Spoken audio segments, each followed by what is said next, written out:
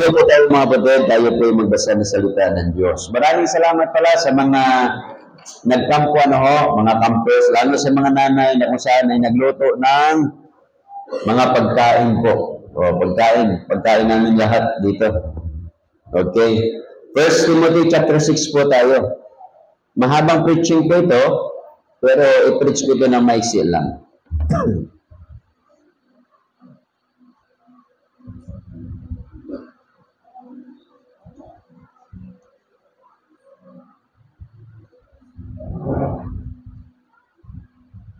So tayo po ay sa 1 Timothy chapter 6.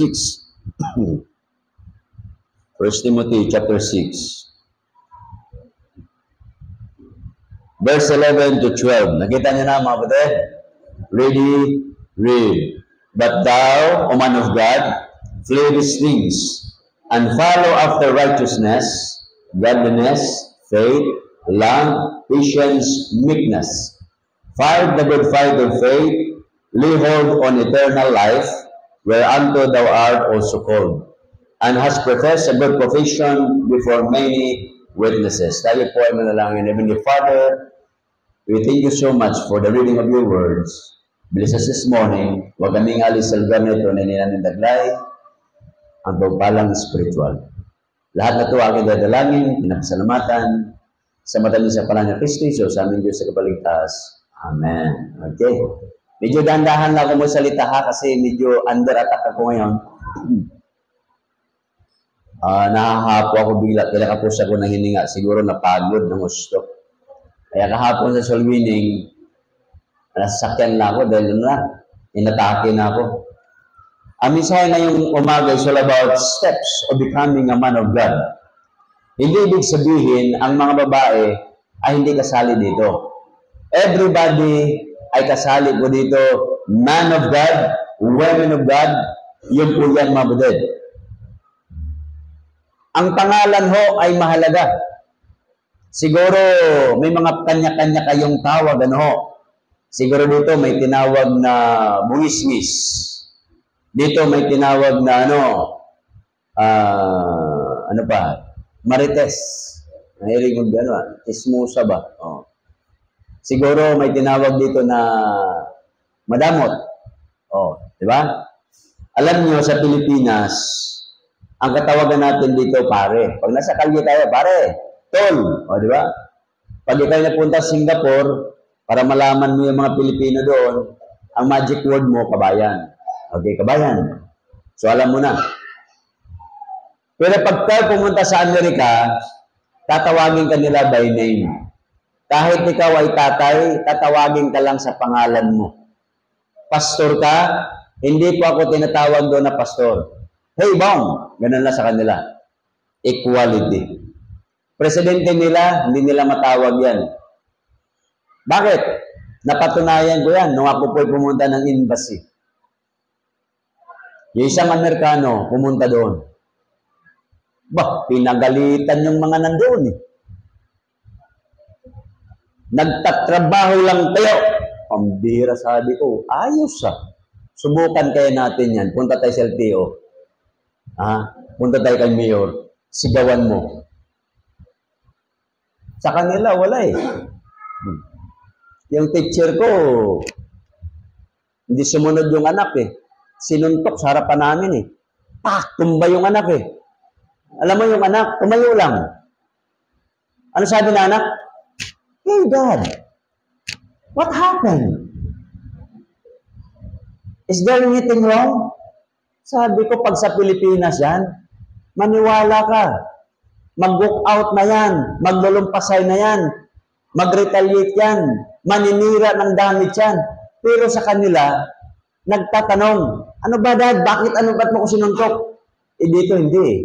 Kasi ang Pilipino, ang utak ng Pinoy, tayo po ay reactionary. Kung anong meron, nagre-react. Oh. Kita mo, pagka merong artista, anong reaction nyo? Magpa-picture eh. Magpa-selfie. Oh, di ba? Ako, never ko ginawa yan. Selfie? Sa mga artista, hindi. Dapat sila magpa-selfie sa akin. Pastor ako eh. Di ba? Ba't ako mapasilpi sa kanila? Kaya yung mga politiko, mga pastor, pupunta doon sa politician, sa mga kirin na pasilpi, huwag niyong gawin yun. Anak kayo ng Diyos. Kasilpi niyo, anak ng Diablo. My goodness. Hindi kayo magkamatch noon. Pero hindi naman masama. Kasi nung pumunta kami ni Mrs. sa Hong Kong, kasabayan namin si Ronald Bato de la Rosa eh. Oh. Yung nasa likod namin si Bato, dami napasilpi, mga pati yung mga crew doon, flight attendant, na paano. E ako naman ay pupunta doon kasi nga, nasi-CR ako eh.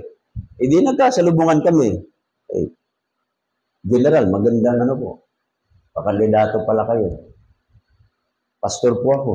Pagkilala ko. Sabi niya, Pastor, pag-pray mo ako.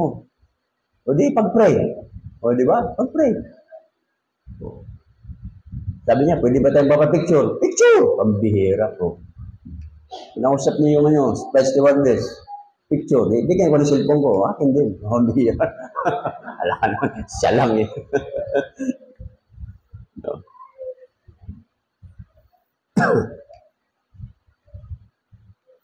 So ito mga kapatid, pag kayo po ay napunta, yung pangalan mahalaga yan.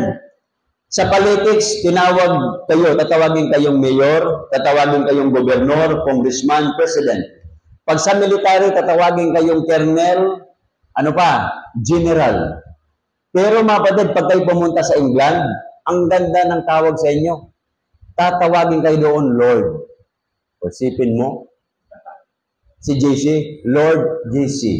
Pambihira, Lord Ramil. Ang sarap ng pangalan, Lord. Oh. Galing, di ba? Yung tinatawag mga batid na man of God, dahil sa verse 11, sabi niya, di ba? But thou, man of God, sa buong Biblia, meron lang nag-appear dyan na 78 times in the entire Bible. 2 beses lang yan nag-appear sa New Testament. Ito lang sa Book of Book of Timothy, man of God. Maraming mga personalidad sa Biblia tinawag na man of God. Si David, man of God. Si Moses, man of God. Tayo po, mga kapatid, pag namatay, ano kayang ilagay natin sa ating yung ating epitome? Di ba yung nabibili natin na lapida? Ang tawag ko dyan, certificate. Diploma. Diplomang bato. Diplomang bato. Ano nakalagay doon? Born on, died at, rest in peace. Ayoko niyan. Ang gusto ko is YL. Hindi rest in peace. Bong Alcala, lagyan nyo, soul winner. Di ba? O kaya, man of God. Tapos nakalagay doon, ayoko ng rest in peace. Lagay nyo, SYL. Kung, alam niyo SYL? See you later. O kaya, yung pangalawa, SYS. See you soon. Kaya hindi nyo mababasa yung yung doon. Kasi pag nako, delikado tayo. Baka hahabol tayo dito, di ba? Kaya tinitingnan ko yung nung nagdulo. Sa Garden of Peace. Pambihira. Ang ganda eh. Nakalagay doon. Alam niyo nakalagay doon? Born on, died at pangalan niya. Retiradong babaero. Walang niyang buhay naman ito. Sa dami-daming sinasabi, yan pa. Buti pumayag yung misis niya. Retiradong babaero. Yung iba naman, nakalagay doon, ito, hinahangaan ko. Misilyo pa ng simbahan nila. Anong nakalagay doon? Tapat na kaanib. Pambihira. Tapat, alam niyo nakasunod doon. Tapat na kaanib. Grabe. Pero pag baptisyon, backslider na kaanib. Ng Pilgrim Bible Baptist Church. Kita mo yan. Ang ganda mga kapatid. Kaya nung nakita ko yun, sabi ko, ang galing, Harinawa, yung pastor natin, yung pastor ko, Pastor Bing, ang pinalagay niya, kasi lagi niya sinasabi, on this tombstone, the Son of God will rise. Ang haba, di ba? Si Jack Hyles, bago siya namatay, ang sabi niya, pag namatay ako, ang ilagay nyo. Huwag niyong ilagay yung doktor, huwag niyong ilagay yung pastor. Ilagay nyo lang Jack Hyles. Sa baba, soul winner. Oh, galing, di ba? Sinunod yan. Sinunod yan ng mga kamag-anak at mga membro. Simple-simple. Jack Hyles. Sa baba, soul winner. Pambihira.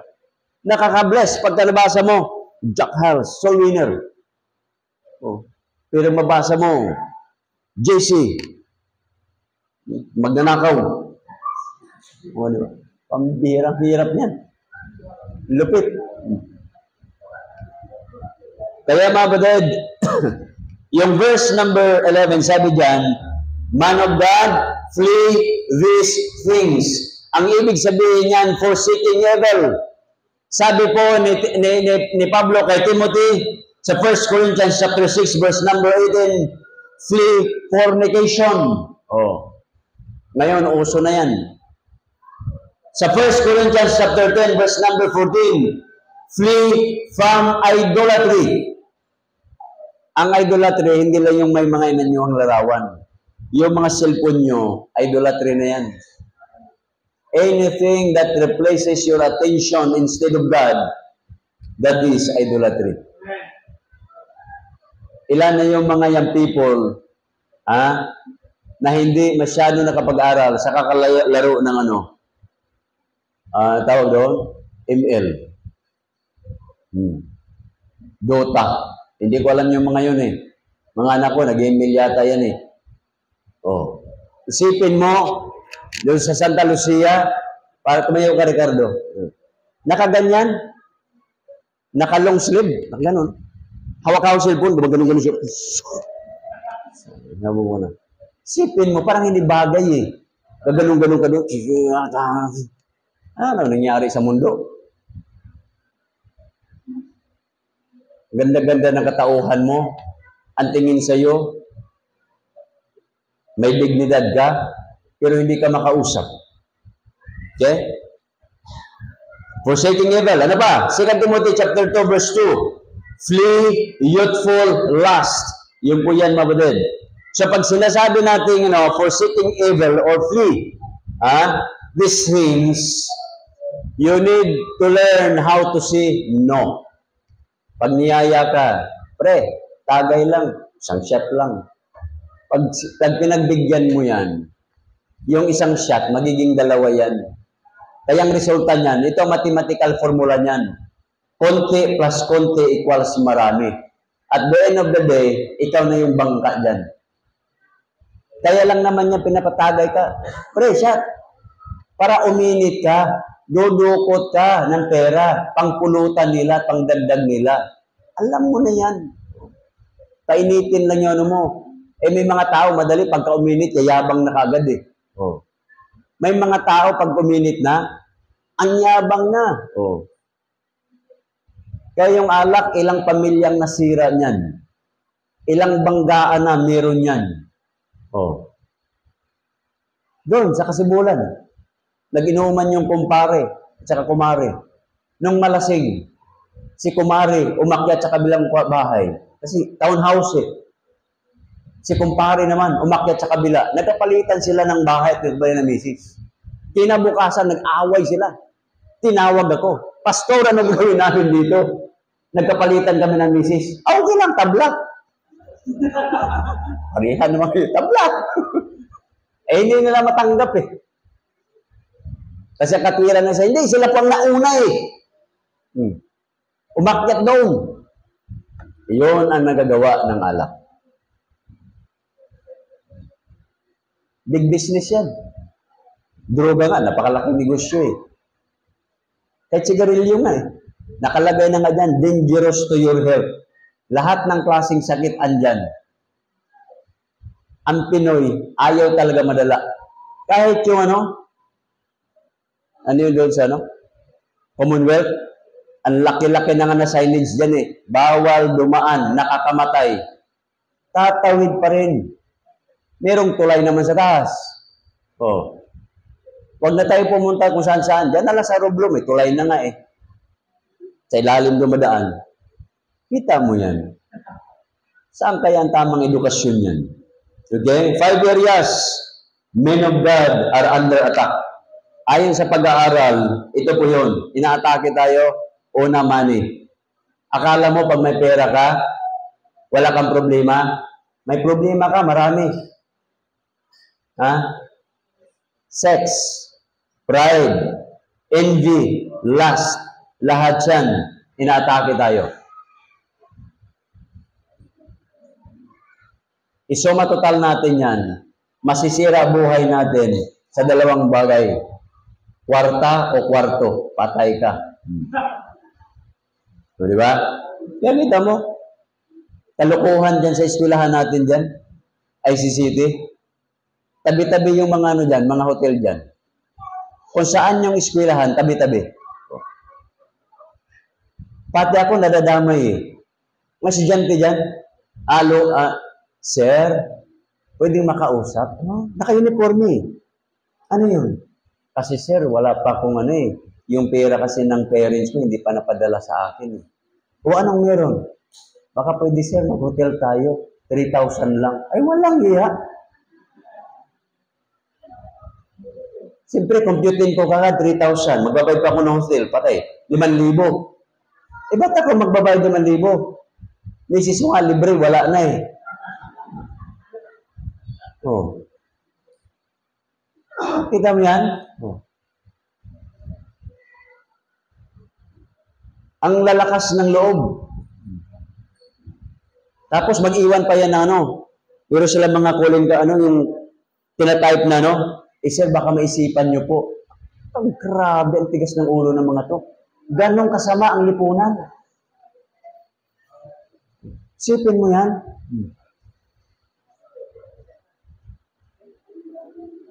Siyempre, kasi lagi ako na ganito, nasa isip nila may pera.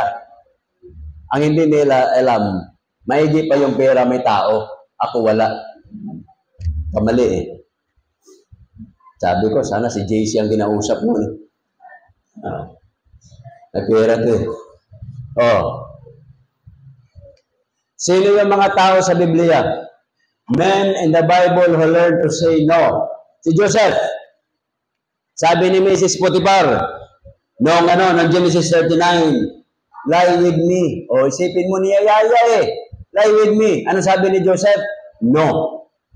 Kaya tayo mga lalaki, we learn to say no. Para wag masira ang buhay natin.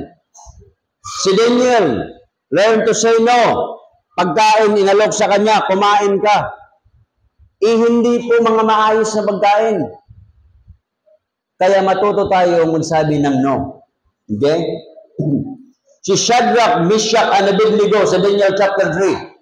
Sabi ni Nebuchadnezzar, the moment na magkaroon ng tugtog, yung psaltery, magkaroon yung mga musician, tutugtog na sila, yung ng mga flauta, lahat kayo, yuluko, doon sa goldeng imahe na pinatayo ko.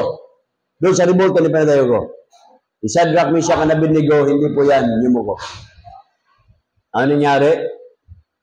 Pinatapon sila doon sa nagbabagang apoy. Hindi namatay. Pero they learn to say no. Pero mga Kristiyano ngayon, pag sinabi ng boss, pumasok ka ng linggo, pasok yan. Hindi sir, kasi magsimba ko eh. Hindi. Doble. Ay hindi talaga sir, sisimba ko eh. Triple. Pwede naman, sir. Pwedeng mamayang hapon. Nagagawa ng paraan eh. Pag na-triple na yun eh. Okay? In July 21, 1969, Neil Armstrong, mga kapatid, became the first person to step on the moon. He was joined by Aldrin 19 minutes later. Silang dalawa ay nag-spend ng 2 oras. Nangunguha sila. Kumukuha sila ng mga photographs, collecting about 21.5 kilograms of lunar material. Ibig sabihin, yung mga material doon sa mga bato. doon sa buwan. Kaya tawag noon lunar materials to be tested back on Earth. Sa kasaysayan po ng Apollo 11 hanggang Apollo 17, umaabot na sa 14 katao nakaapak doon sa buwan na yan. Ako, nakaapak na rin ako sa buwan, doon sa moonwalk. Okay? Kaya noong 1969, the headlines all around the world, ano sabi doon? Newspaper around the world, ito po yung mga headline po nila, we compare the outer space. Sipin mo, what an achievement of humanity. Conquering the outer space. Pero ang tanong ko sa inyo, Abdel, this morning, have you conquered your inner space? Yung kalooban mo ngayon, yung pag-iisip mo ngayon, yung decision mo ngayon, yung pagkatao mo ngayon, have you conquered it? Kinakailangan na-conquer natin. Napakalawak na nga ng sibilisasyon ng mundo. Ang lalawak na mga highways. Pero yung highway na pag-iisip ang tititid. Okay? So yun po yung problema of that. Another one. Verse number 11 pa rin. Sabi dyan, follow after righteousness. Pangalawa, follow that which is good. Ang sundin po natin, mga kapatid, yung mga bagay na maayos. Huwag nating sundin yung mga bagay na masama. In our present world, we follow people on social media, influencer. Pwede yan mga religious, pwede yan travel, pwede yan food. Oh, ako, may sinusubaybayan ako eh. Yung vlogger na, isang vlogger na babae, nag-travel siya around the world. Nagmumotor lang. Paayos siya. Tinatawid niya yung mga disyerto, tinatawid niya yung mga bundok, tinatawid niya yung mga ang grabe, sabi ko, ang atibay naman itong babaeng ito. Oh. Nakalimutan ko, mas matibay pala yung cameraman niya. Diba? Sabi ko, bihira. Sa isip ko lang, yung nag-iisang babae, yung pala, may mga kasama pala yun. Kasi minsan, bundok, diba, may mga kahoy na iniisip ko, paano ng babae man yan? So nakalimutan ko isipin, meron pala siya mga kasama na magbuhat ng mga kahoy na yon, magtabi ng mga bato na yon. So sometimes limitado yung pag-iisip natin because we concentrate on one person. Okay? One event. Kaya kita mo mga kapatid, sa dami-dami ng mga kalukuhan dyan, yung mga mukbangers, gumagaya mga Pilipino dyan, pati kubra kinakain. Kinakain yung kubra. Sa Thailand nga, nadali ako sa Thailand eh. Bumili ako ng salad eh. Yung pala, dahon ng mangga, yung dulo. Dahon ng mangga, dahon ng buyabano, lagyan ng kunting lechugas. Pagkatapos tinagtad na yung puso ng saging. Kalaan nyo, nung kinain ko yung puso ng saging, akala ko ako si Gagambino eh. Di ba? Pagkain, gaganuno, ahaba ng sapot eh. Sabi ko, pambihira. Kinakailangan ko pa lumabas ng bansa para kumain ito. Dami-dami sa Pilipinas eh. Lalagyan na nila na sosya na maanghang. Talo-talo na. Yun po yan mga kapatid. We follow politicians. We follow rich and famous. Pero ito mga kapatid, we need to follow that which is good. Ano susundin natin? Righteousness. Lahat ng katuwiran, sundin natin. Buti pa yung mga lawyers, ano sinasabi nila? Pag may panindigan, ipaglaban mo. Pag may katwiran, godliness, anything that is godly, yun po yung ating sundin. Faith, okay? Love, yun ang problema ng society natin ngayon. Kulang na tayo sa pag-ibig. Kulang na sa pag-ibig. Minsan may napapalimos, ayaw na natin bigyan. Minsan may nasagasaan sa tabi ng kalsada, hindi na natin. Ako, konsensyado ako dyan eh. Yung babaeng rider, doon sa may SM, tapat ng SM, masinag. Kasunod ako, dump truck na malaki. Dito ako sa likod.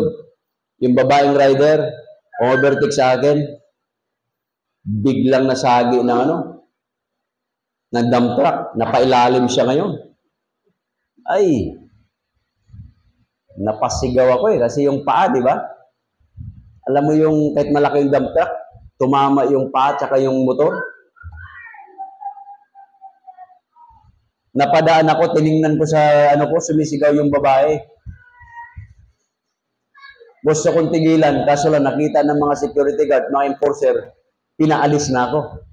Kasi obstruction ako doon sa gawin nila eh. Diretso ako, pero pagdating sa unahan, titigil ako. Atras ba ako, babalik ba ako, tutulungan ko yun. Tingnan ko naman sa likod, dami naman tumulong. Siguro kaya na nila yun. Parang sinabi ko, huwag kang tumulong. Di ba? Gano'n yan eh. Kasi baka kako, Diyan naman sa Santa Lucia, lasing yung security guard, tumawid. Nabangga ng jeep, lipad eh. Ganun pala yung tao, Lipad. Pagkababa, bagsak, binalagbag yung kotse. Kotse pa yun eh. Sabi ko sa driver, pababayin mo lahat ng pasahero mo. Pinababa. Dali natin to doon sa hospital ng Marikina. Dinala. Pambihira. Pagdating doon, nahimasmasan siguro yung lasing. Sabi na lasing, ano nangyari? Walang hiyang tao ito eh. Sa kalasingan, hindi na alam eh. Sabi namin, nabangga ka. Ganun ba? Sabi ko, para kang bulay. Oh. Sa halip na pa-check up, hindi na na-check up. Kasi sabi niya, di, ma-okay na ako, magaling na ako, ayos na ako. Di sabi ng nurse, anong gagawin natin dyan? Ayaw. Hindi, talaga. Umuwi. Sabi ko, mamaya, pag-uwi mo sa bahay,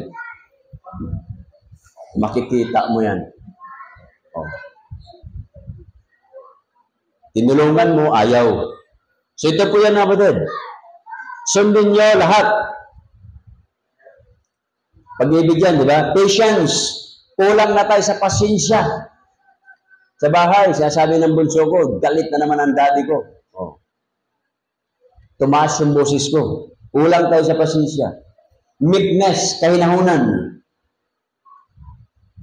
Ikaw ba naman may anak? Na yung anak mo equivalent na 10 anak. Ahigla rin ka eh. Oh.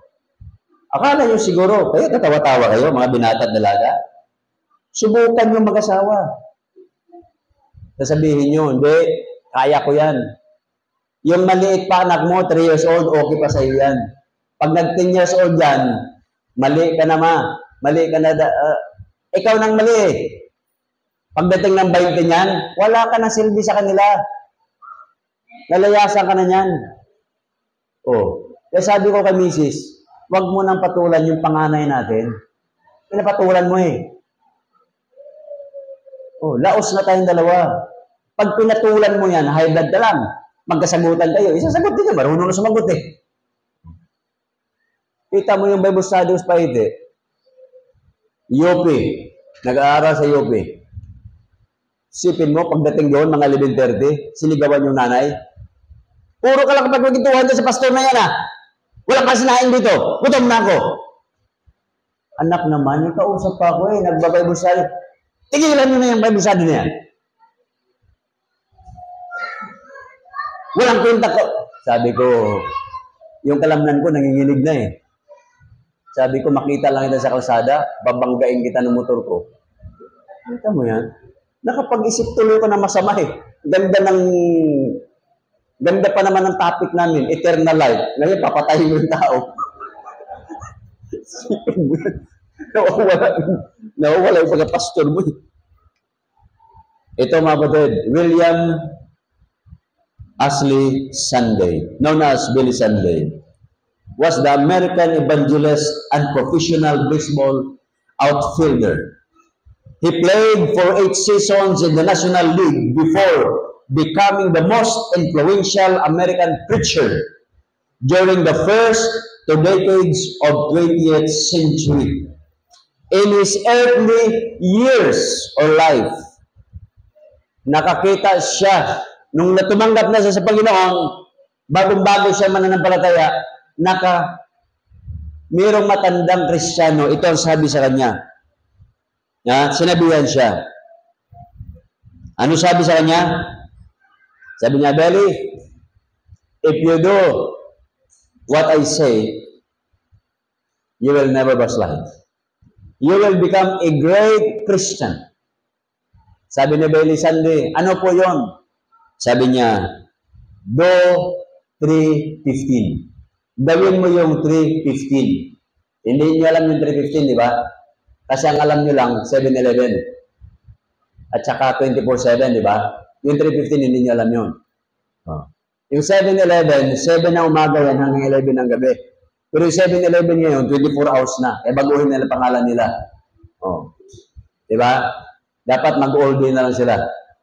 So itong 3:15, ang ibig sabihin ng 3:15, 15 minutes of Bible reading, Bible study, 15 minutes of prayer, and 15 minutes of soul winning. That is witnessing.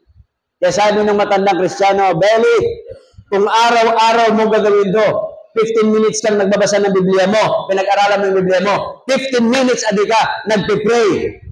At 15 minutes adi ka, may kinakausap ng mga tao, you will never backslide. And Belly Sunday followed that advice. And that makes him great. Nagiging famous evangelist siya. Tayo, kumusta? Baka hindi 3:15 tayo 3 ones lang. 3 ones. 1 minute, total prayer sa maghapon. 1 minute, Bible reading. Wala nga Kahit mag-post pa nga sa social media na may mga verse sa social media, ano ka? Diba? Wala yan. Pero pag politiko, ay ito. Pagka-chismis, iyan yan. Talaga namang grabe. Mga chismoso tayo Ginawa tayo ng Diyos na ganyan. Di ba? Pangatlo, mga kapatid, verse number 12. Ano sabi dyan? Fight the good fight of faith. Yung pangatlo po, fight right battles. So, meron po tayong laban. Minsan, yung mga anak natin nag-aaway yan. Kakampihan ng nanay, kakampi yung tatay, maya-maya yung tatay at nanay nag-aaway na. Sila nag-aaway Akala nyo, kwento lang yan. Hindi, totoo yan. Sa bahay namin gano'n, kakampihan ni Mrs. Sasabihin ko, hindi ko naman papatayin yan Disiplinahin ko yan. Harang-harang ka, hapok.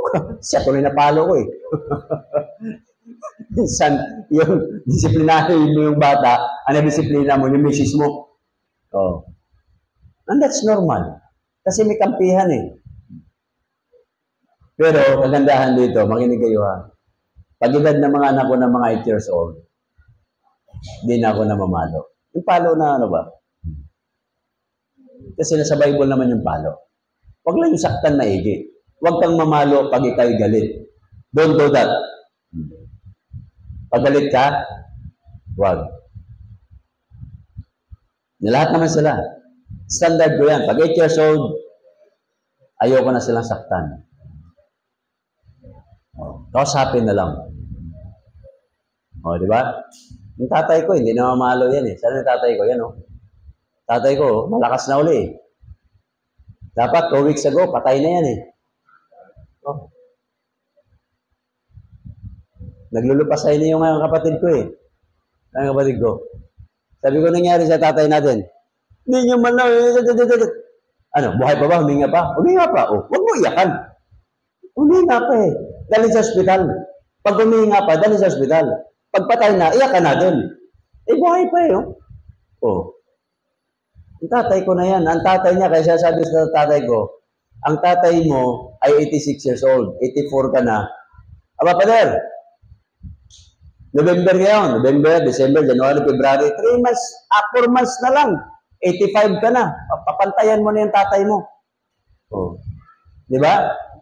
Iwan ko lang sa amin, magkakapatid, kung may papantay sa kanya. Good thing. 3 sila magkakapatid. Sinunod niya yung tatay niya na maglingkod sa Panginoon. Dahil naglingkod siya, na-influensyahan kami 3 magkakapatid. Tama? Kaming 3 magkakapatid, 3rd generation. At yung mga anak namin, na-influensyahan din namin na maglingkod sa Panginoon. Amen nga ba din? Follow that which is good. Sundin nyo.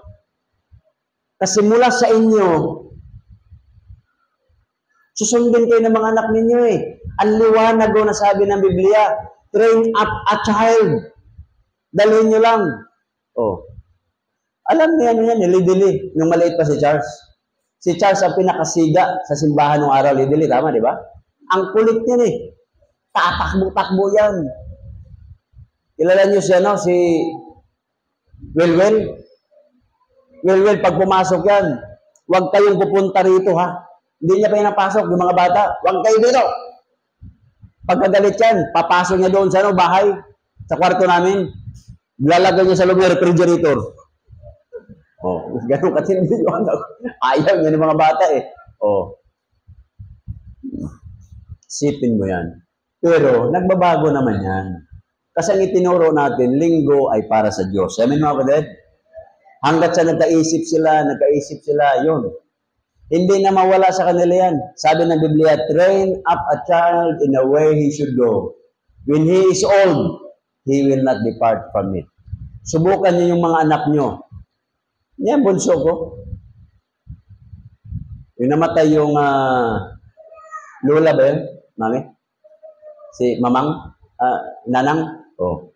Pumunta yung bunso ko eh. Nakita niya 3 days yung baraha. Pag-uwi, Dad, bilhan mo ako baraha. So tatay ka, di bumili din ako baraha. Sabi ko, ano gagawin natin? So, laro tayo, Dad. Sabi ko, paano ba laro nito? Ganito yan, Dad. Ako ang tinuturuan eh. Sipin mo yan. Natututo siya doon sa nakikita niya. O ako hindi ako marunong. So ito mga batid ha. Fight the right battles. Men are wired to fight. Tayo po mga lalaki, makinig kayo mga lalaki. Mahilig po tayo magipagsuntukan. Mahilig tayo sa away. At gusto natin mga lalaki, ayaw magpatalo. Kaya maraming pamilya nasisira, hindi nagpapatalo ang lalaki. Kami ni Mrs. Yan. First 3 years, lagi kaming away niyan. Taga Norte eh. Ako taga Mindanao ako eh. Pagkain pa lang, hindi kayo magkakaintindihan. Siya diningding, ako laswa. Hindi niya gusto yung pagkain ko. Hindi rin niya gusto yung pagkain. Paano ba? O, di ba? Hindi ko gusto yung pagkain niya. Kasi ayaw ko ng ng may hipon, may yung tawag yan, bagoong alamang. Ayaw ko niyan eh. Nangangati yung katawan ko eh. Nagpapantal ako eh. Eh gusto nila yan. So away kami lagi. Ang katagalan, ako na lang nagpatalo. Kasi ang utak ng babae, makinig kayo babae ha, dalawa ang utak ng babae. The right brain and the left brain. Alam niyo na yun? Yung left brain, sinasabi niya, sa kabila, there is nothing right. At yung kabila naman, yung right, sasabihin niya, wala na pong natira. There is nothing left na tama. So anong laban mo doon? Wala. Biro lang nga, baka pag may radio. Biro lang yun. Oh. Ang point ko dito ha, mga tatay, mga lalaki, para hindi na humaba yung usapan, aminin na natin nagkamali tayo. Oh. Tapos na. Oh. Ganun lang kasimple. Tapusin ang usapan mo. Yung kasalanan kung sino pumatay kay Andres Bonifacio, akin yun. Sinong pumatay kay Dr. Rizal, akin yun. Oh. Aminin mo, nakuhin mo na lahat para walang gulo. Okay? Maliit pa lang, mahilig na ako magsuntukan. Kaya ito, burog to, umurong. Yan. Kasi, nung araw, sa kapanood kasi ng Fernando po, tsaka Jackie Chan, yun ang problema eh. Susuntukan, di ba, mga babarkada. Gustong mabasagin ng ulo. Kaya, pag hawak ko ganyan, di sa liig, tatalon ako ng konti para bagsak bang, taas, di ba? Akala ko malambot yung ulo, matigas pala. Umurong ko eh. Halata ko eh. Nginginig na to. Eh nagkataon, nung time na yun, wala akong patalim. Kasi nung ako po high school, lagi ako may patalim. Nung time na yun, wala patalim. So, umatras ako, dahil hindi ako makasuntok eh. 3 yung kalaban ko eh. Di gano'n, nanginginig na eh. Ang ginawa ko, gumanon ako. Para at least, alam nila na meron akong dinudukot sa likod. Gano'n. Atras na yung dahan. Oh. Di umatras na rin sila. Alis na. Diretso ka sa akin tricycle.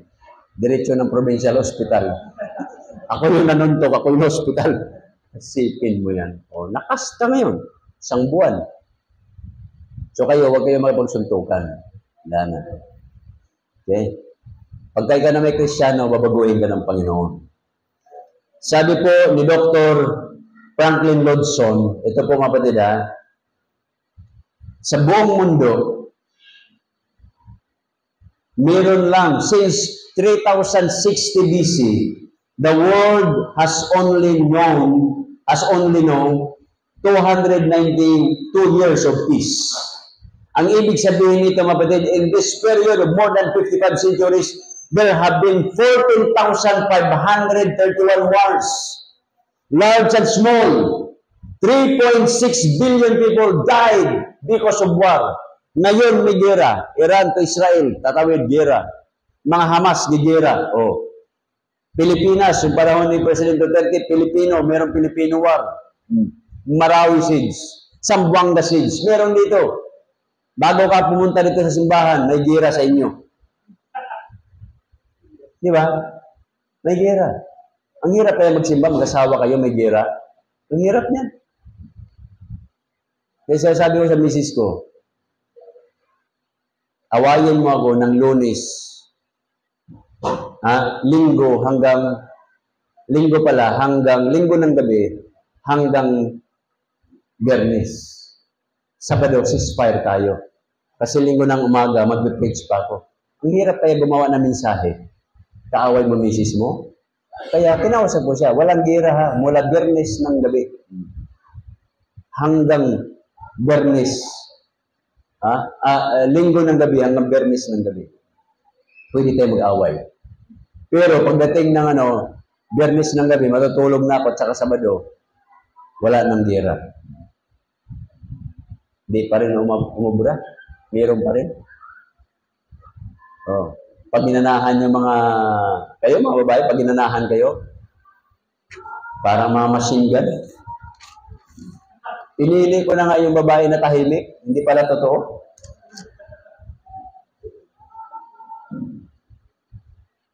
Oh. Kaya mga kapatid, dito ha, ano sundin natin? Right battle is contending the faith. Yan po yan. Right battle. Anong gira natin? Yung sinasabi ni Jude chapter 1 verse number 3. Jude. Iko-close na natin to. Jude chapter 1 verse number 3. Sabi po dyan.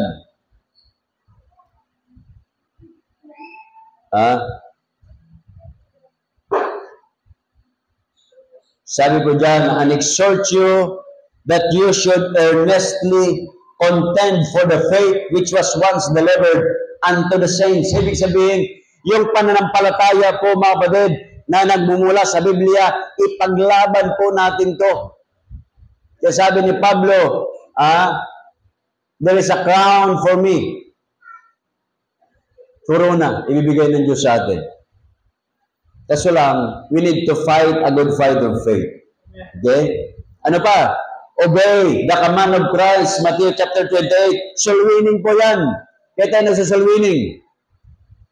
Lumalabas tayo. Oh. Di ba? Ang init ng lugar. Pagkatapos, ang baho ng paligid. But we love the souls. Yan po yan. Soul winning po yan. Then, pangatlo, right battle is love the church. Mahalin natin ang church. So, mahalin natin. Mahalin mo yung mga kapatiran.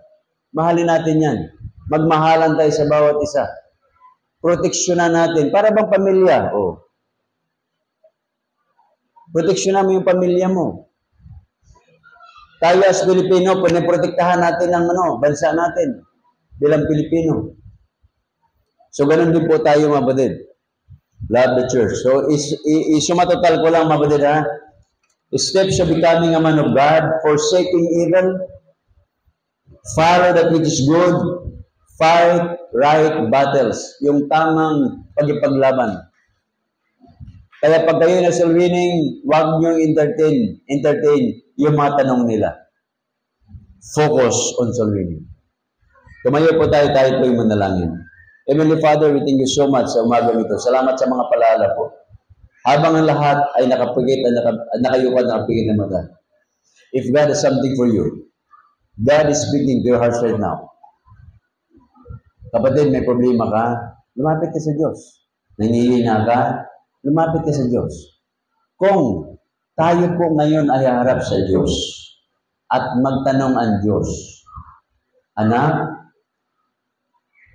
are you a woman or man of God? Ikaw ba'y tapat na anak na lingkod ng Diyos? Tapat na babae ng Diyos? Yung pang sasabihin ng Diyos doon sa langit, well done, thou good and faithful servant. Ikaw ba yun? Is that you?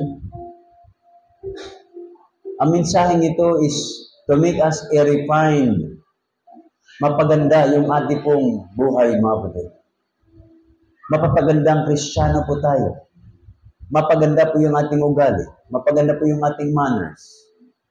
Mapaganda ang ating relasyon sa ating loved ones, sa ating pamilya, sa ating mga anak.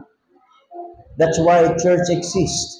Kasi tuturuan tayo dito ng pag-ibig, tuturuan tayo dito ng pasensya, turuan tayo ng pagmamahalan, turuan tayo dito paano maglingkod sa Diyos. That's it. To become a man and woman of God. So if there is something for you today and God's speaking to our hearts right now, please do come, kneel down and talk to Him in prayer. Sige po, mga kapatid. May kahilingan ka, may problema ka, walang solusyon dyan.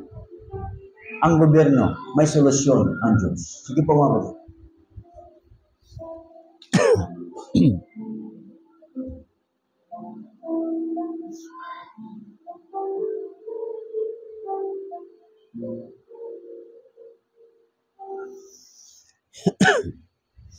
Thank you, Father, for your words.